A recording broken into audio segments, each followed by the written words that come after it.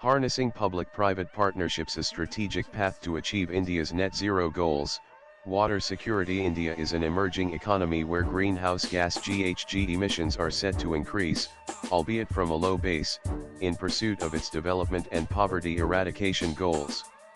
India's historical cumulative emissions from 1850 to 2019 amount to less than 4% of cumulative carbon dioxide emissions of the world from the pre-industrial era, despite being home to 17% of the world's population. Hence, India's contribution for global warming has been minimal, and even today its annual per capita emissions are only about one-third of the global average. During the 26th session of the United Nations Framework Convention on Climate Change UNFUC 26 Colombian pesos in November 2021, India announced its target to achieve net zero by 2070. India's long-term low-carbon development strategy is based on the principles of equity and climate justice and the principle of common but differentiated responsibilities and respective capabilities. Water conservation is essential to India's net zero ambitions, given its deep influence on the environment and society. As a country largely dependent on agriculture, industry, and domestic use, India is confronting significant water scarcity issues that are worsened by climate change and rising population. Large parts of India are already close to a crisis as the taps are running dry. The subcontinent, paradoxically blessed with abundant rainfall, faces one of the gravest water shortages of any large economy. Insights from Water Research Institute of India WRINNITIIG reveal that India ranks 13th among 17 countries facing extreme water stress. Over the past decade, major urban centers such as Delhi, Mumbai, Hyderabad, Bengaluru, and Chennai have repeatedly grappled with acute water shortages. Further, between 2017 and 2021, power plants in India lost 8.2 TWh of generation due to water shortages, equivalent to the energy consumption of 1.5 million homes over 5 years. The reasons are not elusive. They lie in decades of groundwater over-extraction, haphazard urban growth, population explosion, poor infrastructure, and the creeping, often overlooked, consequences of climate change. According to the World Economic Forum's Global Risks Report 2025, the impact of this crisis falls heaviest on the shoulders of the marginalized, urban poor, and industry-reliant regions, where water scarcity is not just inconvenient but economically calamitous. Sustainable water conservation and management are crucial for climate change adaptation and also play a key role in lowering carbon emissions. Renewable energy generation and green hydrogen production that significantly contribute to GHG emission reductions by displacing fossil fuel in hard-to-abate sectors also are heavily reliant on water availability. By prioritizing measures for water efficiency, India can advance its goal of achieving net zero emissions. In such a scenario, the private sector can become key partners for the government and act as conduits of this water conservation movement. Nanonons pushed down to the appendices of CSR reports, water has now moved to the top tier of corporate concern.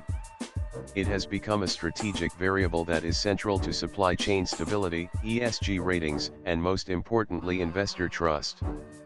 Further, many strategies of the private and public sector corporates for achieving their net zero targets are directly or indirectly connected to water management. India's policy regime is also gradually catching up.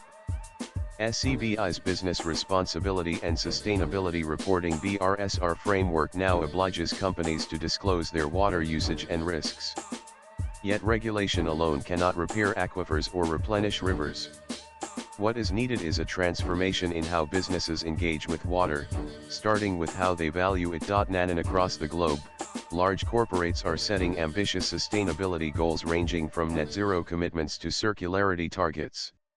Amazon, for instance, has made significant progress in clean energy adoption, becoming the world's largest corporate purchaser of renewable energy. Its operations are increasingly powered by wind and solar farms, including new projects in India. The company has also undertaken robust waste management efforts, cutting down single-use plastics in packaging and promoting reusable delivery options in key markets. Water, too, is emerging as a crucial frontier in the sustainability journey. businesses are beginning to shift from being consumers of water to custodians of it. This new water ethic rests on three foundational pillars: operational efficiency, ecosystem replenishment, and collaborative governance. On efficiency, technology is making the invisible visible. Smart metering, leak detection systems, and real-time water monitoring are enabling companies to reduce usage and minimize waste. On ecosystem replenishment, private sector's water stewardship efforts are exemplified through projects such as lake restoration projects in Bengaluru's Yamare Lake and Hyderabad's Sireddy Lake, by Amazon in collaboration with Securi. These lakes, considered vital lifelines for their respective cities, had long suffered from neglect, sedimentation, and flood risks due to urban sprawl.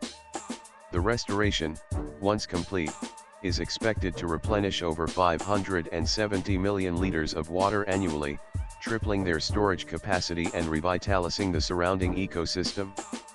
This aligns with Amazon's broader goal of becoming a water-positive company in India, returning more water to communities than it consumes. The third pillar is collaborative governance, which determines whether these efforts scale. Coca-Cola India is a strong example, replenishing over 200 of the water it uses through joint projects with NGOs and government agencies. These include the rehabilitation of local water bodies and community infrastructure, contributing directly to the fulfillment of SDG 6 clean water and sanitation. Crucially, the government is creating an enabling environment.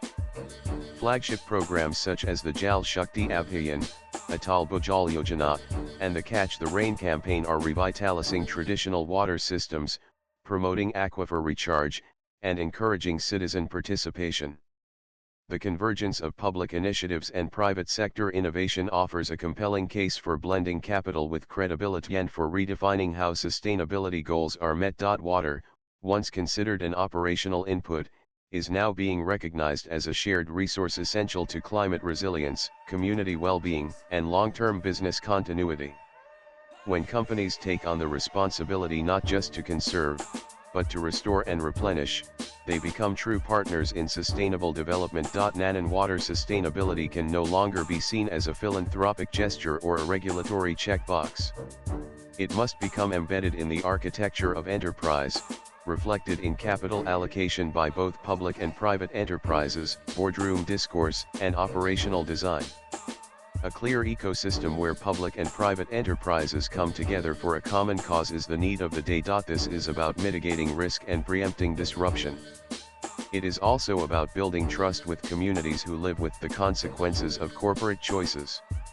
And above all, it is about recognizing that the most valuable asset any company holds in a warming world is not its brand equity or its patents.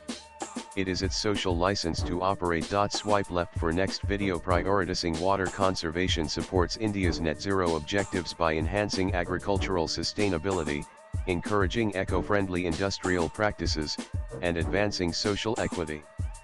By understanding the linkages between water, energy, and emissions, India's focus on conserving water can play a vital role in reaching its overall climate and environmental targets. India's water future will not be shaped solely by climate change. It will be written in boardrooms, and through partnerships. The question is no longer whether business should lead. It is a clarion call for public and private sector to come together. Namrata Mukherjee is former chief of party, USAID South Asia Regional Energy Partnership Europe. Views expressed in the above piece are personal and solely that of the author. They do not necessarily reflect News 18's views. Latest blogs.